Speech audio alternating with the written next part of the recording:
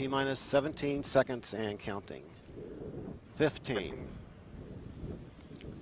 12, 11, 10, 9, 8, 7, 6. Go for main engine start. Main engine start. 2, 1. Booster ignition and liftoff of the Space Shuttle Discovery, returning to the space station, paving the way for future missions beyond.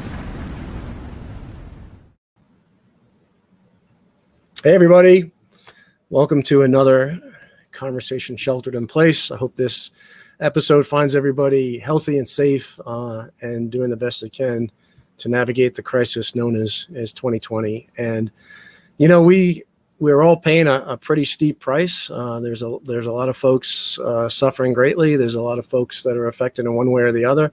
But I think everybody is affected economically in some respects. And so we're going to have a great discussion today about ways that businesses can navigate 2020 and not only navigate it, but how we can come out the other side stronger than ever, how businesses can thrive in the post-COVID-19 world. And we'll talk a lot about what the post-COVID-19 world looks like. I'm really excited to have Daniel Epstein as my guest. Daniel's a good friend and now a neighbor here in Boulder. And just this week we did a hike along Boulder Creek, and it was a beautiful day. And you know, it's a beautiful setting here in the mountains. And we had a really wonderful conversation. And I know that everybody's going to enjoy a continuation of that conversation. But if you don't know who Daniel is, I'll just cover his bio real quick. Daniel's unfettered belief in entrepreneurs led him to found and become the CEO of Unreasonable Group, an organization dedicated to supporting an international fellowship for growth stage entrepreneurs who are profitably solving global issues.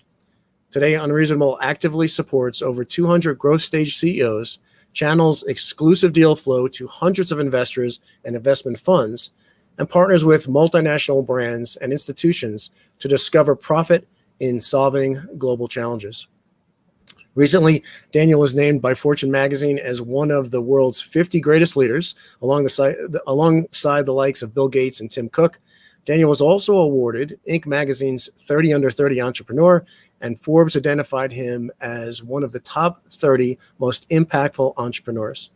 He also received the prestigious Entrepreneur of the World Award along with Richard Branson and the president of Liberia at the Global Entrepreneurship Forum.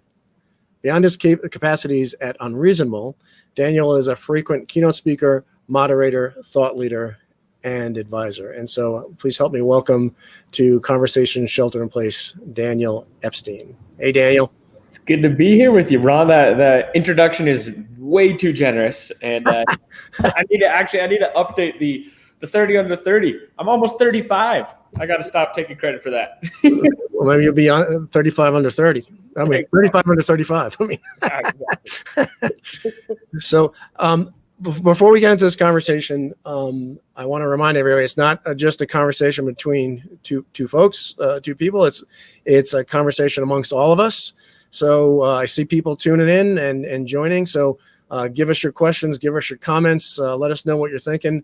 We want you to be a part of this conversation. So Daniel, maybe to start off, tell us about Unreasonable Group, and maybe the story of how you came to found the organization. Yeah, it's great. It's a great question to start off with. I also just want to say, I'm Ron. I'm grateful for our friendship, and I'm so happy that you moved to Boulder. I think that's the biggest thing. We're lucky to have you.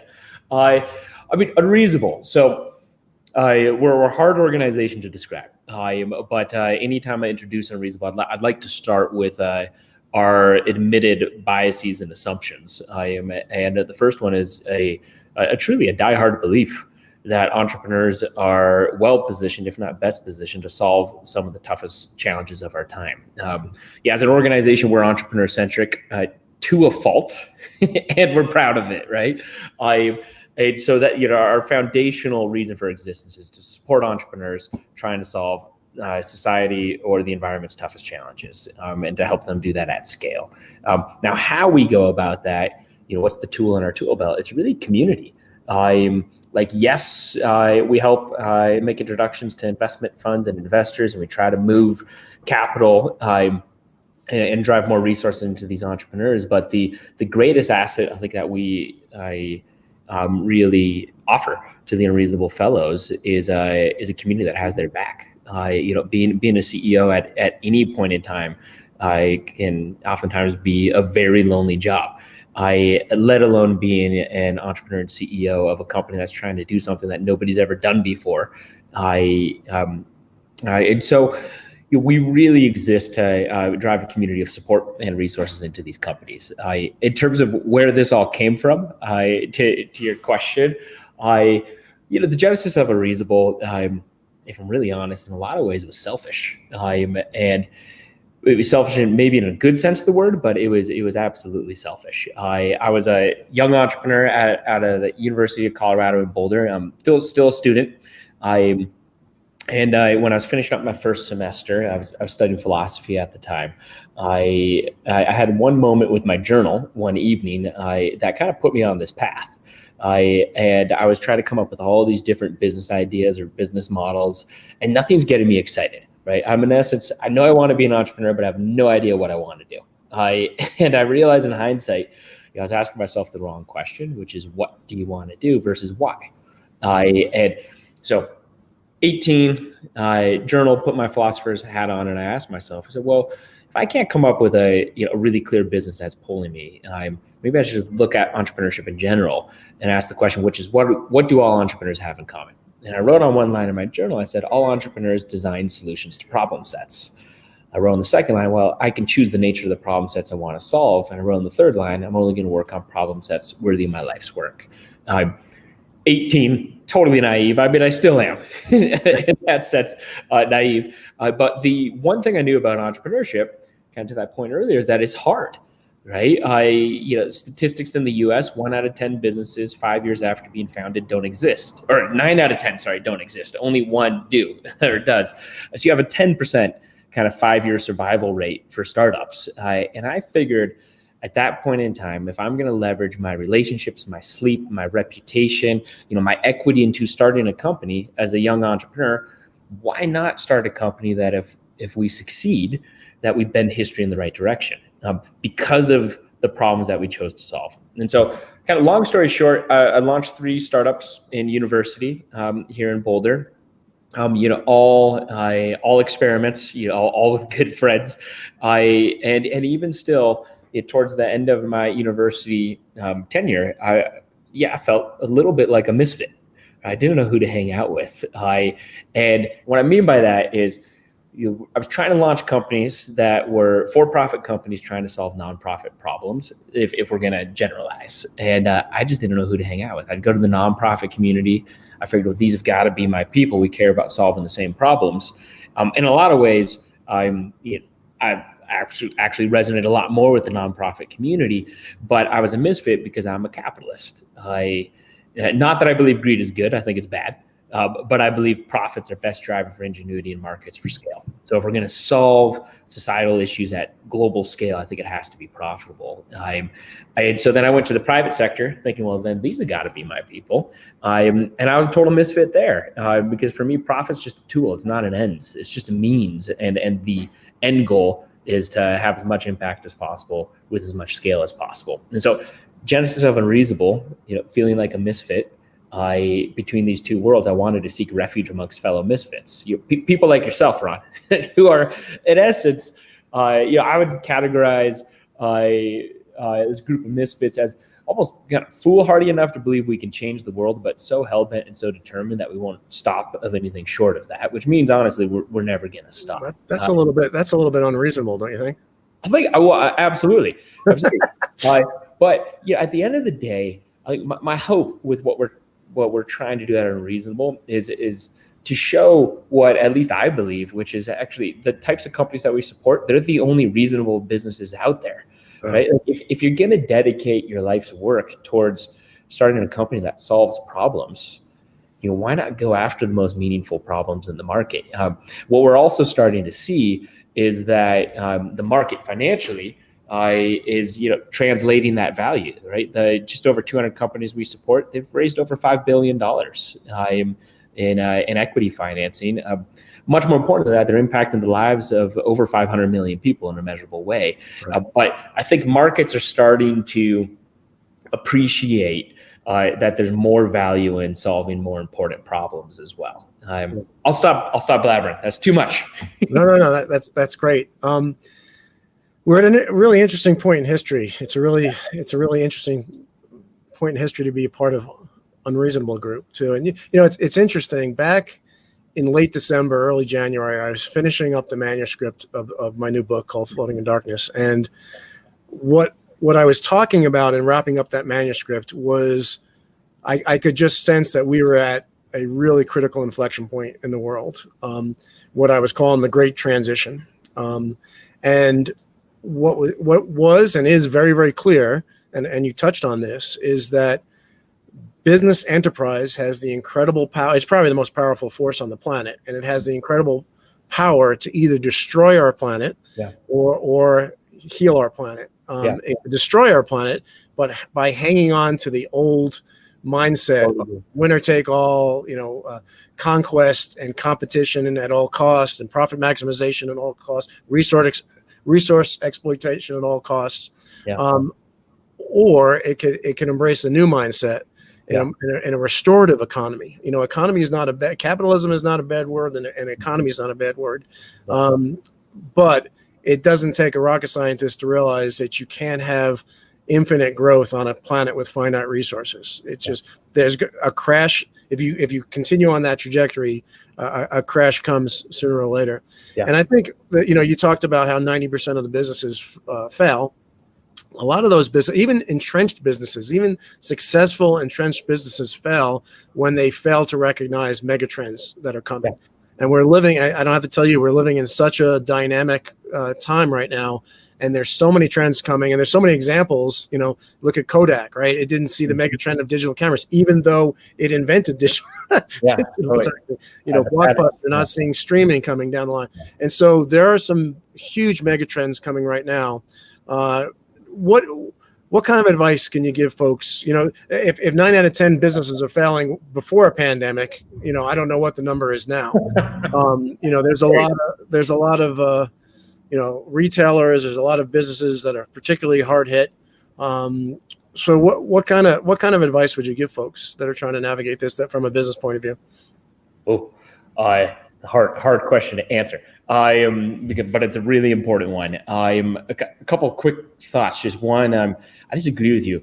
I think business is a tool, and if we liken it to a hammer, if we play with that analogy, it can be used to build or destroy a house. And I think historically, business has largely been used to take down the house. Right? It's part of the reason why we're in the situation that we are, with mass extinction, with unbelievable inequity in terms of wealth, and with a huge amount of exploitation and extraction, right? But you can use that same tool to, I think, build something that's much more just and much more regenerative, to your point. I mean, advice, so I never share advice. That's the first thing. I don't believe in it. That's good advice. But I will share perspectives. I happily share perspectives. How do we survive in this era? I think the first thing is it's really hard. I think that 2020 is I am globally one of the toughest years that we've faced. I think that this is and this isn't hyperbolic. I think that this year will define the rest of this century, and thereby potentially further than that. Of course.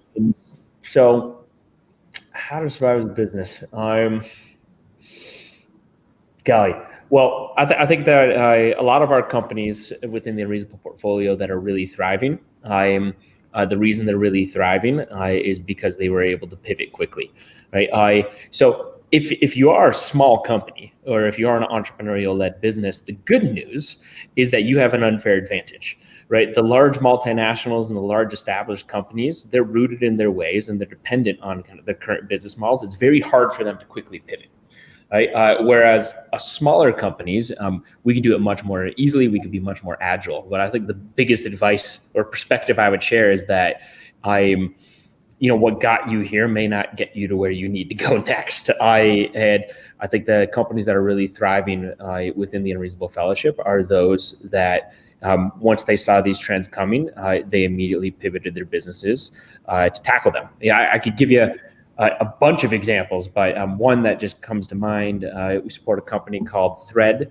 They provide jobs for a couple thousand folks down in Haiti. And what they're operating as the intersection of plastic pollution and job creation.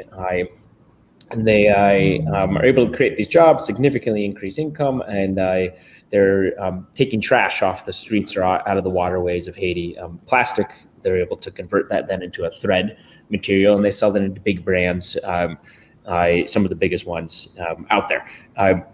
When COVID hit, they realized that they had a massive opportunity to become a part of the solution around PPE and the production there. And they were very worried that they were going to have to let go a number of the workforce, both in Haiti and in Pittsburgh.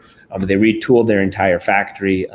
They've contributed to creating about 100 more jobs in Pittsburgh since then. And they stopped, in essence, producing that thread for T-shirts, and they switched the entire supply chain to PPE. Not only are they doing a massive service in society with that work, they're creating more jobs, but they're flourishing as a company. And so it's a lot harder for big organizations to do that, and I think that's where entrepreneurs have the advantage. But that also takes a lot of humility, and there's countless examples across the fellowship. It takes a lot of humility to the plans that you had for this year, for the next 3 years, whatever that might be, to say, hey, you know what, we actually got to shift this. We need to rise to the occasion. We need to become a part of the solution. And our old business model may not work. We're going through a lot of those pivots ourselves at Unreasonable, right? Our primary kind of product in the market are these multi-week international sleepovers. In essence, where we just try to drive as much value as possible into the entrepreneurs that we support. We're probably not doing those for at least another year. We had to cancel all of those programs and move everything virtually. But in that, we're finding a magnificent opportunity. We're realizing we can actually have more impact. We can be more effective to the companies we support. And we could do it in a more kind of globally aware way, because in the past, we had to bring everybody together physically. If you could run it virtually, you can be anywhere in the world, and we can support entrepreneurs anywhere in the world. So, like the conversation we're having right now. Yeah, exactly. So, yeah, I'd say agility and humility are the two biggest things. The other aspect, and I think a lot of companies are struggling, ours included, is I think the most important asset that any entrepreneur has is the culture within their organization, within their team. I've found right now, just being CEO of Unreasonable, that I need to triple down on the investment that it takes to ensure that our culture is thriving, because it's harder in a remote world and in an intense world and a world with so much uncertainty. So that'd be advice to myself as well, which is realize that the best investment I can make is into the team and prioritize more time than I normally would need to there. Yeah, definitely. Yeah, I mean, a lot of things have changed. I mean, we're having this conversation virtually, right? Yeah. And I have to point out that our hike along Boulder Creek was socially distanced with PPE and everything else. So it's a new world. But you touched on a number of really interesting things, and one of them is the ability for companies to be nimble and flexible. And but you need, in order to do that, you have to have some vision, right? You need to be able to recognize those mega trends that are coming. The next wave of whatever that mega trend is. And you mentioned a couple of the ways that you can have that vision. Humility is a big one. If you already have all the answers, you're not looking for, you're not looking for anything. Yeah. But, one of the things that I think, one of the mega trends that I think is coming is a complete remake of what the definition of the word business is in the first place. Mm-hmm. So right now, businesses are kind of seen as independent entities that kind of operate in isolation. I mean, they have some interaction with other businesses, but their primary focus is on shareholder value and competition at all costs and everything. I see a growing trend where businesses more and more will not be seen as independent entities, but they'll be seen as interdependent nodes in a fabric of prosperity. So where they're a functioning cell in the overarching body, and businesses that I think are going to survive this next megatrend are going to be the businesses that exist first and foremost to serve the needs of civilization without causing any harm, that are doing a net positive to the environment, that practice radical transparency and openness, profound collaboration. They have long-term thinking. They're not into solely looking at the next shareholder report, but they're looking for a long-term strategy. And I think those companies that fail to see that megatrend coming are going to be in big trouble. What are your thoughts on that? On if you agree with that megatrend or any other megatrends that you see coming? I definitely agree. I'll use an analogy that I think really speaks to me and some of the work of the companies that we support. There's a lot of talk about businesses can do well by doing good now. Our belief is that if you look at a long-term view, the businesses that will outperform the market are the businesses that maximize the amount of good that they're doing in the world, to your point. A place where I seek some inspiration always is in nature. I was actually one of the very first Unreasonable Institute fellows. His name's Dan Rose, and he was on our board for a while as well. He's a good friend. Him and I were hiking through the redwoods a couple of years ago, and we're looking around at these trees. And redwoods, tallest trees in the world. They can stand for 2,000 years. The older ones, 400 feet high, and they're on these rugged coastlines in Northern California where there's earthquakes, where there's fires, where there's unbelievable windstorms. Everything of the sort. And we were looking at these trees, started to ask ourselves, like, how is it that these are the titans of the forest, right? What makes them stand so tall? It must be the root system. That was kind of the takeaway. When we got back to the car, Googled it, and I figured that the roots of a redwood must run 100 feet deep. Like, if they're going to stand 400 feet high for 2,000 years, and in reality, the average depth of a 400-year-old depth of roots for a 400-year-old 2,000-year-old 400-foot high redwood is 8 feet in terms of depth. Now, the key to why they can stand and last so long is the roots go out, and they go out about 150 feet in all directions, and they interlock their roots amongst each other. And that's why redwoods stand in groves, right? They stand tall together. And I believe that I think it's a beautiful analogy for what you're describing in terms of which businesses will be the future titans of industry. It's the companies that, one, are regenerative for the environments that they operate within, right? You can have 200 species living on top of a redwood. And two, it's those that are, have that humility and that collaborative nature to be able to hold on to each other and to be able to share that information and support one another. I completely agree. I think nature is a beautiful case study. And to your point too, it's not about thinking about the next 5 years or the next 2 years, or especially not the next quarterly report. It's how do we build companies that last centuries? And the reason they'll last centuries is because everything in the ecosystem that they impact is better off because they exist. And the reason they'll last centuries is because they collaborate with one another. So I totally agree with you, and I think it's core. It's core where business needs to go, but it's core to my own belief around business as well. Yeah, I mean, I think that the successful companies of today and tomorrow are going to be those companies that operate with the realities of the real world. And the realities of the real world are that we live in a hyper interdependent world where everything affects everything else, and you just cannot operate in a vacuum. And the rocket fuel for business, as you well know, is finance, right? So here's Thomas DeLora says, combine this thought with private equity, which is a greedier kind of shareholder. So I think it was 1917. There was a Supreme Court ruling, Ford versus Dodge, that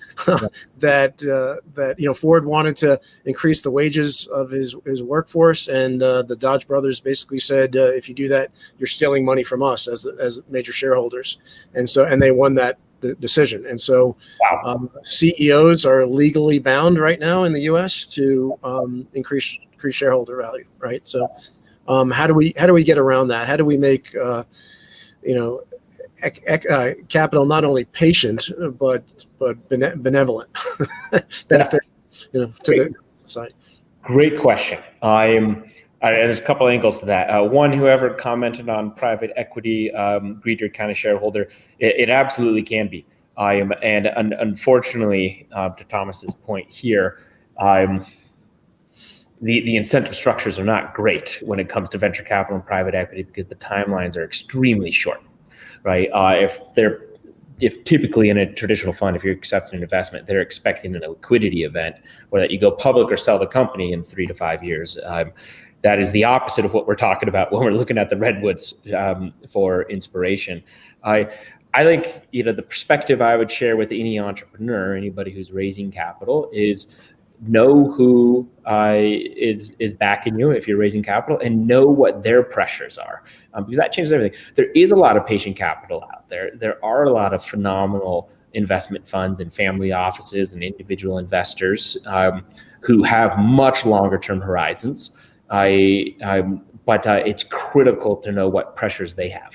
And so I would always ask any investor, if I ever took money from any, would be, what's your expectations? Not just in terms of return amount, but in terms of timeline. And where does that pressure come from? And what are your incentive structures? And to take that very seriously before accepting any capital. I think our public markets, it doesn't work, right? If you have to report on quarterly earnings and you have to hit those numbers, or else you'll get punished by the markets, then of course that produces short-term behavior, and it has to. And so I think the system doesn't work in its current function. Actually, that's not accurate. The system works in terms of how it was designed to work, but we need to rethink it. Especially if we want to think multi-generational, especially if we want to be oriented around sustainability. Yeah, especially if you want companies to be able to do the right thing for the right reasons in the right way. If you're a public company right now, that's extremely hard. And if you're accepting private equity and it's on a short-term timeline, because that fund has to, because of how it was designed, it's going to be extremely hard. So anytime we're talking with Unreasonable fellows, the entrepreneurs we support about this, we just say, go in with eyes really open, because wherever you accept capital from, they'll put you on a path. And there are amazing funders out there who have a very different lens on investment, and I see it as triple bottom line or double bottom line, patient capital. But the more traditional funders, that's tougher. Yeah, I mean I think that is true not only on a corporate scale, it's true on a national scale too, because that's really a good observation on and advice. I know you don't give advice, but I took it as advice to look at what the pressures are on potential funders, right? Because what they're being pressured to evaluate is what they're pressured on measuring, and what we measure is what we put our focus on.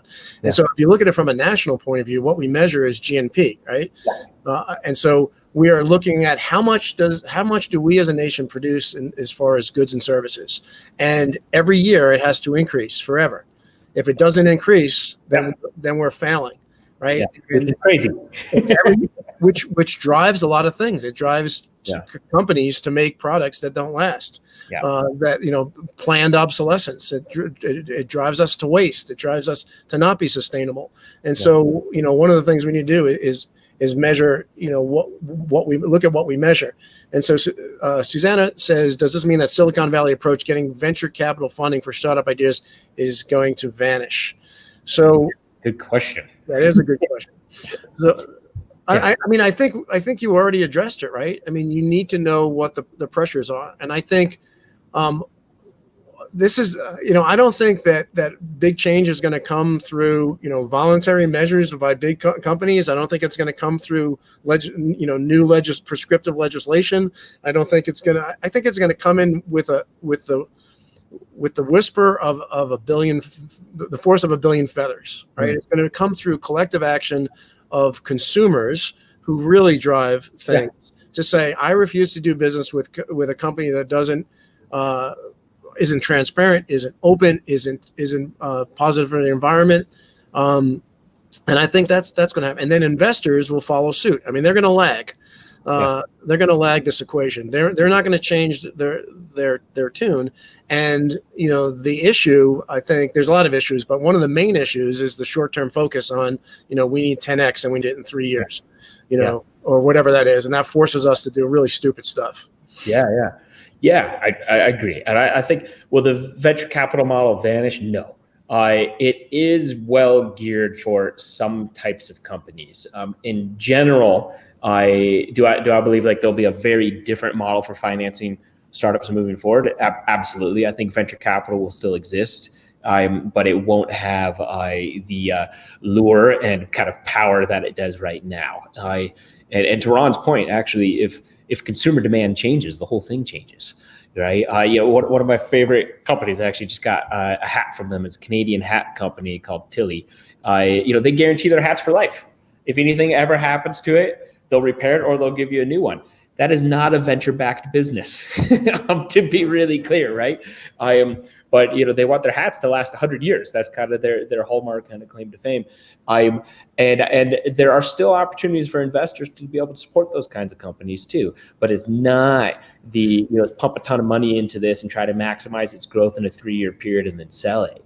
It might look like, hey, there's an amazing opportunity to. Solar is a great example. If you really want to scale the distribution of solar, you really need debt. You need project finance, right? That's a very different thing. And so I think we're seeing it across our entrepreneurs. Those with really advanced technologies oftentimes are forced to raise equity. But what is much more attractive is debt, is project finance, as well as, of course, revenue, which we can't forget, right? The best kind of funding you can ever have is revenue, because it means you've created something of value that people want to purchase. And we're seeing more and more companies who aren't or haven't even taken investment or are growing in that direction. So I think it will still be around, but I think it's venture capital is having a really great reckoning. And I think we'll see we'll see new forms of investment that become much more popular in the next couple of years that have a different incentive structure that isn't so short term. Yeah. I mean, you already mentioned that Unreasonable Group is all about community, right? And so if you build community, you build the structure to have a force of a billion feathers, right? You have this structure. I truly believe that we are in the midst of the great transition.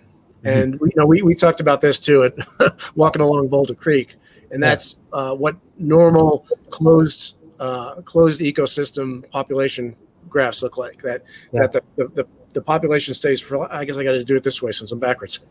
That the population stays flat for a long time, and then it takes off exponentially, and then one of two things happen: it either comes crashing back down or reaches equilibrium, right? And so the human population of Earth has remained flat for hundreds of thousands of years, and then it took off in the late 1800s, right as the Industrial Revolution started. And we are right at the inflection point where that rate of acceleration is slowing down.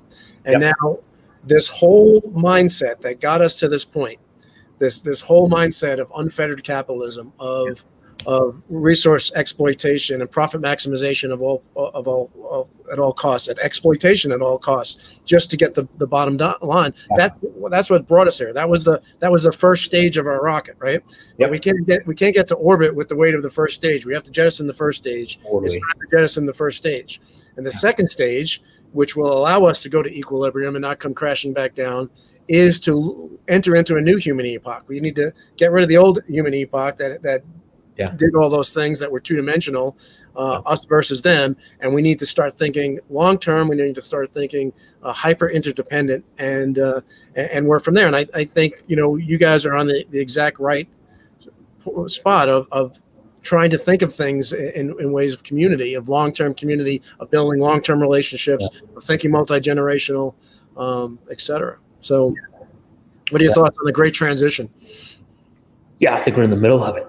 I think the trends, like that's what I said earlier, I think 2020 is a defining year, and I don't want to sound hyperbolic about it, because I often can sound hyperbolic, but I really do think this year matters. And what we do out of this challenge is, again, I do believe shape the next century.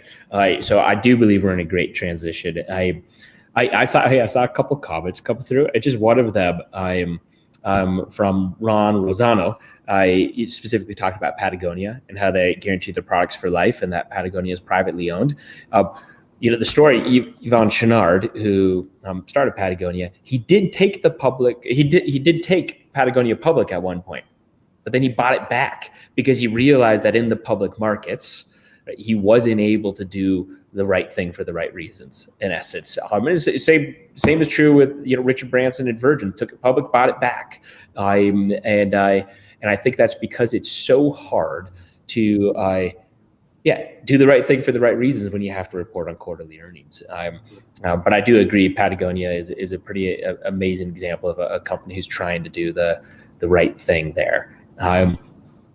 Sorry, Ron, did I just totally sidetracked our conversation? No, not at all. I was like, that's true.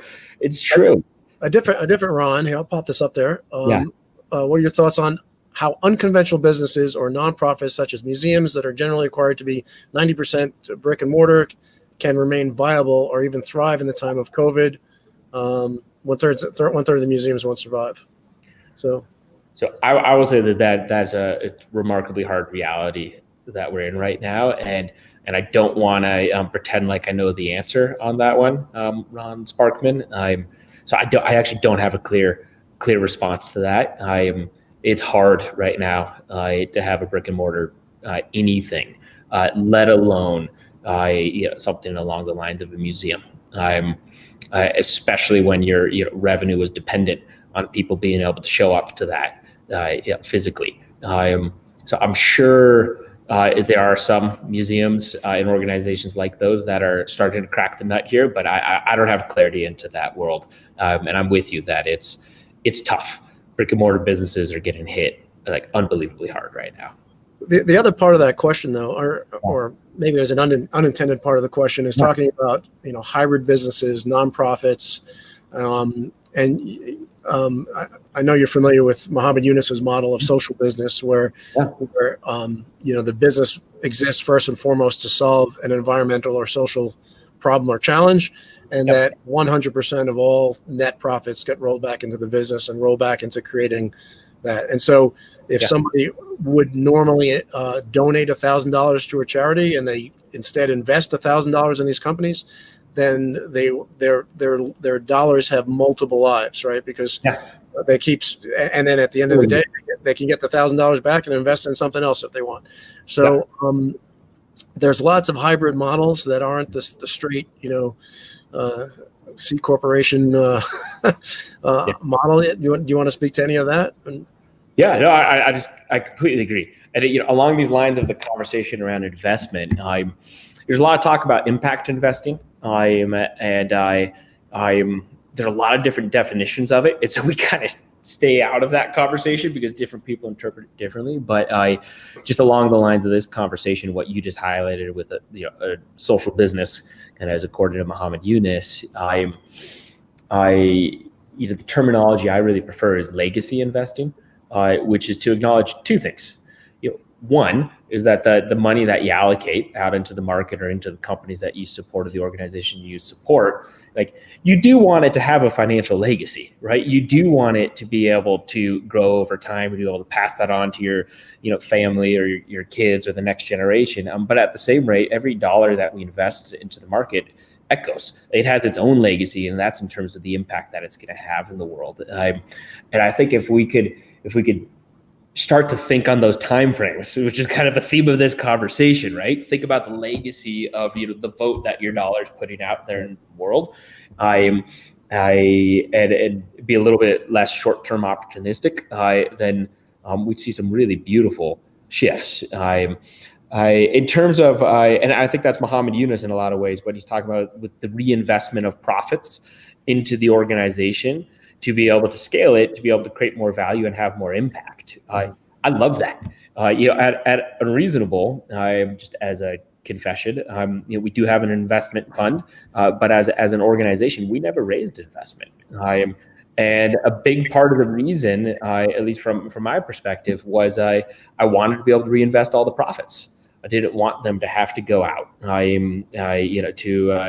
To an outside investor, I wanted to be able to put it into the organization and the team and the mission to be able to continuously improve and then scale the impact that we're trying to have in the world. So I love that model. We are that model as an organization ourselves. And of course, there's B Corps, and we're a B Corp as well.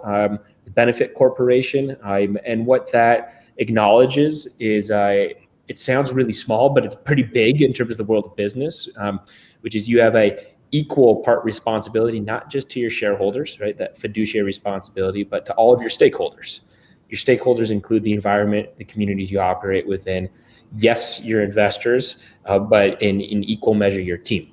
And it's a legal structure for a company. And so as a B Corp, your bylaws are changed so that you have to take into account all stakeholders. And I think that's another beautiful model. In a different, but I think similar posture towards what Muhammad Yunus is building and has created multiple times. Yeah, that's a great point, and you made a bunch of great points there. And I want to zero in on one of them. And you talked about legacy, right? Mm-hmm. And I think this is kind of like the secret sauce, maybe. Yeah. Everybody wants to leave a legacy, right? But every single king, poet, politician, movie star, when history works its magic, the best you could ever hope for is a historical footnote. Even the great things we build, the pyramids and the cathedrals we build are eventually going to be reduced to dust. And so leaving a legacy from that point of view doesn't make much sense because it's not going to last. Yeah. But there is a legacy that we can leave that not only will not decay, but will exponentially increase over time. And in every word, action, and thought that we do ripples out, as you said, in multiple directions and takes off exponentially, right? And so where the world will be 100,000 years ago will be completely different than if you weren't around here. Your impact from being on this earth 100,000 years ago is profound. We are, each and every one of us is more powerful than we can imagine when we look at things from that scale.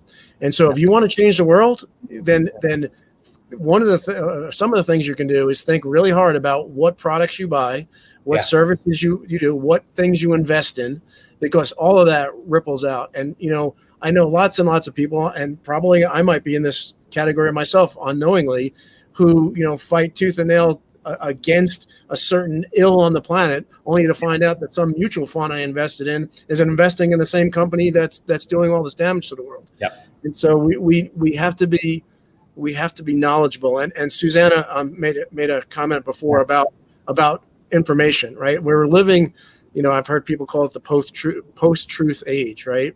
And so it's kind of true though. Yeah, it's kind of true. So we're very easily manipulated right now, and as consumers, as voters, as everything else. And so part of what Unreasonable Group is talking about is this radical openness and transparency, which I think is absolutely critical for this new human epoch that we're going into. It's absolutely critical to have openness and transparency to get our population to stabilize at an equilibrium within our planetary boundaries and not come crashing back down. Can you talk a little bit about how Unreasonable, is really promoting that? Yeah, I'm part of it is selfish too, and I want to say that because earlier I mentioned that a lot of times people say being a CEO is the loneliest job out there, like loneliest job in the world. It's a common kind of quote, and I think part of the reason it's lonely is we feel like we can't be fully honest or transparent, right? You have to hold things in and thereby carry them on your shoulders. And I think part of the reason why we used to have a value, we called it Militant Transparency. That was one of our core values. It was a little bit too aggressive. And the reason it was too aggressive is in practicality, it collided with people's desire to have like some personal confidentiality, right? If when we had Militant Transparency, we shared like everybody's salaries everywhere, anywhere in the world, anybody could see it. And some folks were like, hey, I'd like to have a little privacy. And so we said, okay, so our value now is in essence like radical candor. What we refer to as no bullshit, but it means radical candor. And what I've found is that as an organization, it's a lot easier to actually go out in the world and say, hey, here's what we got wrong. Like, here's what we need to work on. Here's where I've personally failed. Here's the setbacks that we're facing. Here's the challenges, and we didn't learn our lesson the first time, and we're still struggling with now.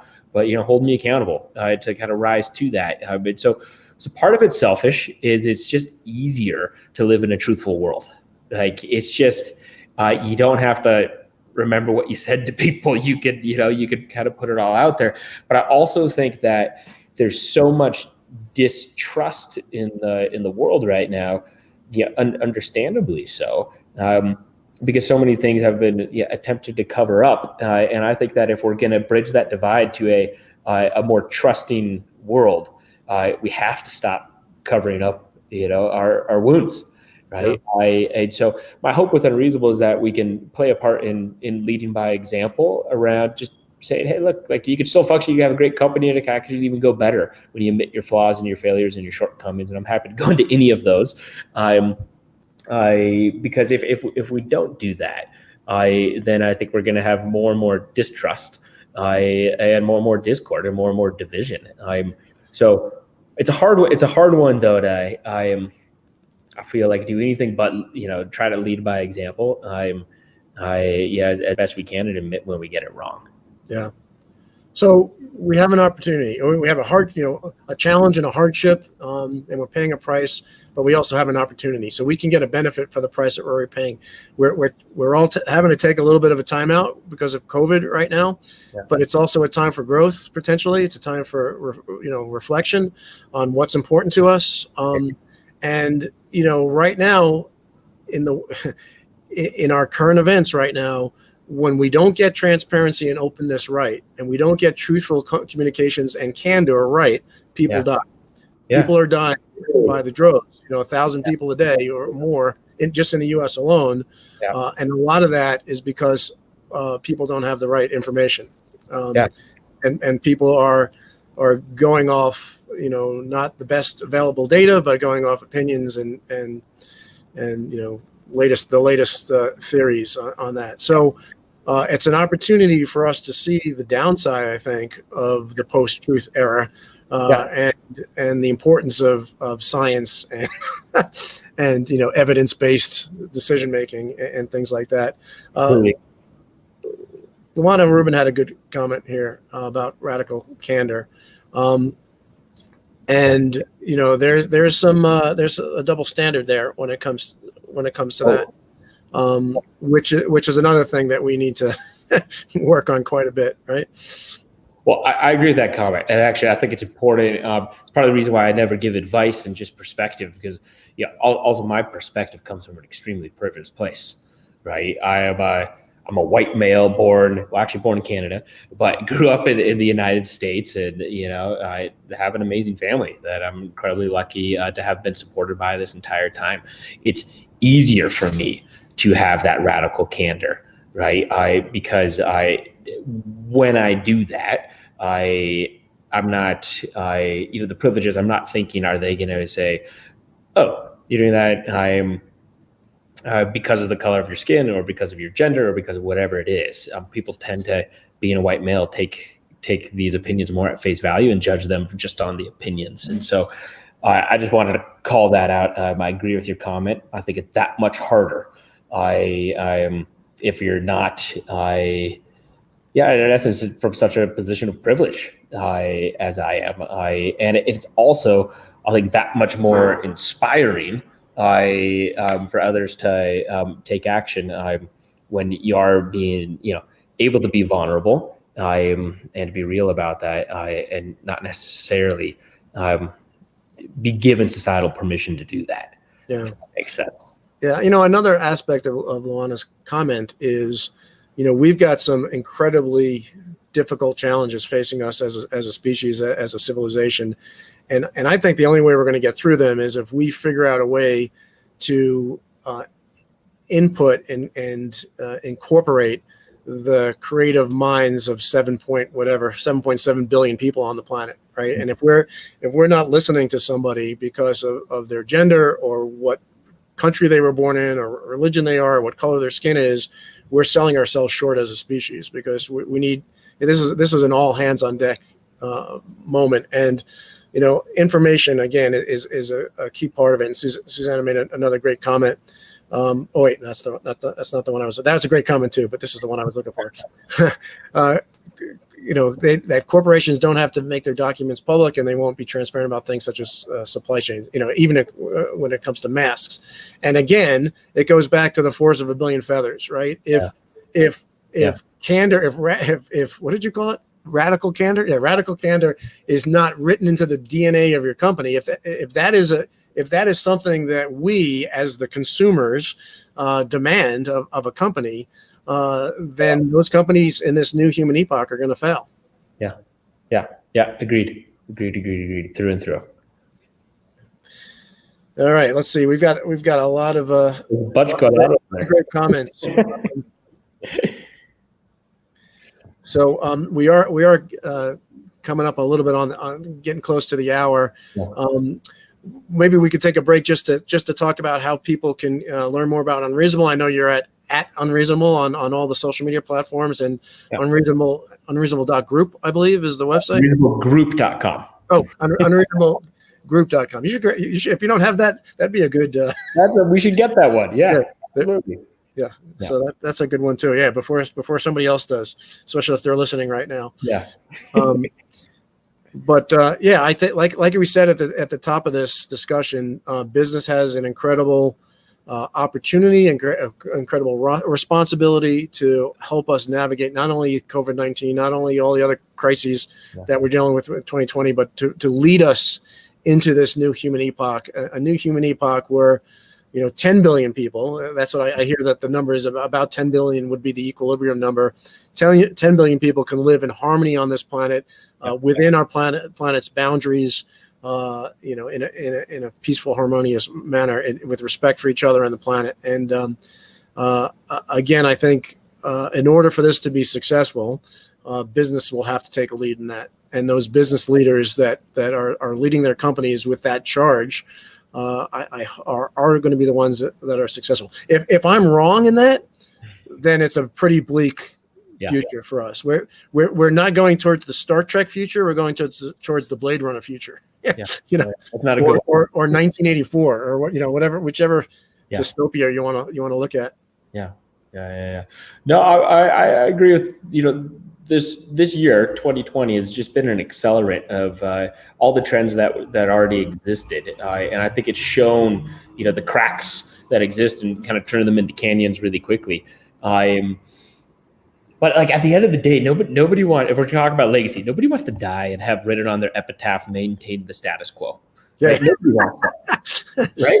But I think 98% of us dedicate our life's work to that. Right. And so, I'd challenge myself and kind of all of us is like, if we maintain the status quo, as COVID has shown us, we're not going to survive as a species. And so, what can we all do in our own lives to try to reorient the status quo in the right direction, right? And to your point, like it takes everybody. And that can be, yes, our behaviors as consumers. It could be how we vote. When we vote, it can be how we run our companies, if we're running companies, how we allocate our capital, if we're investing. It could be how we teach, if we're teachers. I mean, it could be like, but I think we all have an opportunity. What we've seen with COVID is the status quo is unacceptable. Right. And that we will not be able to survive, let alone thrive, if we maintain it. So what can we do to kind of reorient it in the right direction? And that's the moment that this is like our moment to define our legacy. Yeah, I think one of the main things that needs to become our mantra is that it doesn't work until it works for everybody, right? Because you talked about this before. We talked about it on our hike earlier this week, that our political system's not broken, our financial system is not broken, our economy is not broken. It's working exactly the way it's supposed to, and it's working for a very select few. It's working how it's intended to. It's working how it's intended to. Yeah. But that the way it's working right now, the trajectory, if we want to project the trajectory out, not very far in the future, it comes crashing back down and everybody loses. Everybody loses. Even the people that right now are doing very well, everybody loses. Yeah. The only way that it's going to work in the long term is if it works for everyone. Yeah. And so all those systems that we've worked so hard, all the status quo, we've worked so hard to maintain the status quo. Yeah. A lot of it needs to be dismantled and rebuilt from the ground up. And without that, we're in big trouble. Totally agree. Totally agree. I know that might sound unreasonable. We need to stop being reasonable, though. That's like, our name. Actually, I didn't even explain that. Yeah. But unreasonable comes from a quote, the Irish playwright George Bernard Shaw, who said that the reasonable man adapts himself to the world, the unreasonable one persists in adapting the world to himself. Therefore, all progress is dependent on the unreasonable person, right? And so if all progress depends on unreasonable people, then we can't afford not to become unreasonable individuals ourselves. Like literally, it's the only reasonable thing to do, because we can't stay on this path. We have to reorient the direction that we're all moving in. I'm with you. I'm optimistic. I know that we can. I feel like in my core, at least, that we can reorient in a way that is inclusive and is regenerative. But I also know we can't do it fast enough. And at this stage, one of our entrepreneurs, just one quick story, because she left a mark on me. Her name's Jennifer Holgram. Her company's Lonzatech, and there was something in the comments about carbon capture. Her company captures carbon monoxide, carbon dioxide from steel mills and oil refineries and converts it into ethanol, which can be converted into jet fuel. And so Virgin Atlantic now flies its commercial airliners on jet fuel that is made out of recycled carbon or pollution. It's an amazing company, huge. Each plant that they put up is the equivalent of taking 80,000 cars off the road every year. Amazing business. And talking to Jennifer, I'm so excited about her work. And she said, look, the technology is there. It works. This is an effective solution, but at this stage in the game, winning slowly is the same thing as losing. Like we need to move quickly, right? And so this whole idea, there's an urgency around everything that we're talking about as well. It's like I'm an optimist, but I'm an impatient optimist, and I think more so than ever, I'm introspecting on how I'm showing up in everything, not just in business, but in consumption, and even in the conversations I'm having, because I think that the time's now, and there's no such thing as they. There's just us. We all got to do it together. And you obviously have that perspective from an orbital view better than any of us, right? This is Spaceship Earth, and we're all crew. And I think that's one of the most accurate analogies out there. Yeah, we got to take care of each other, and we got to take care of our ship. We have to mind the ship. Yeah. But no, that's a really great point that you make, and the problem is, or one of the problems is that the entire playing field is stacked against that type of innovation. What it's stacked towards is maintaining the status quo, because the people who are in power right now are in power because of the status quo. Mm-hmm. And so there's a huge disincentive for those people who actually make the decisions and are pulling the strings not to change anything. Mm-hmm. So that's what we have to. That's what we're up against, and like you said, the only way we're going to overcome that is together. Yeah, it's like the political metaphor reach across the aisle, right? For us, we're entrepreneur-centric to a core, but we realize that to create the type of change that we want to see quick enough, we also have to work with the world's largest companies. And the biggest polluters in the world, we need to help them transition towards sustainable practices faster. Like we can't do it alone. We can only do it together. But we need to do it quickly. Well, Daniel, thank you for taking the time to have this conversation. But thank you also for, all that you're doing to help the engine of enterprise do good in the world, and to be a force for good, and to be a restorative force and a regenerative force, as opposed to a destructive, exploitive force. And so, by doing that, you're helping to make life as beautiful on our planet as it looks from space. And so I just want to thank you for that. For everybody I want to thank everybody who's tuned in, all the great comments. Check out unreasonablegroup.com and on all the social media channels. And any last words of advice for us fellow COVID-19 shelter in place folks? No, I just. Oh no, I didn't mean advice. Any last words of perspective? Sorry. I do say no. My final words are just gratitude. I know that everybody's most valuable commodity right now is their time, and Ron, extremely grateful to you. Yeah, just for the opportunity to share this conversation, and I'm just delighted that you've moved out to Colorado. And for everybody who tuned in, I'm grateful that you lent us your ears and your eyes, and hopefully your minds and hearts for this last hour. But it was a real pleasure. All right, thank you so much, Daniel, and thanks everybody. We'll see you next week. Cheers.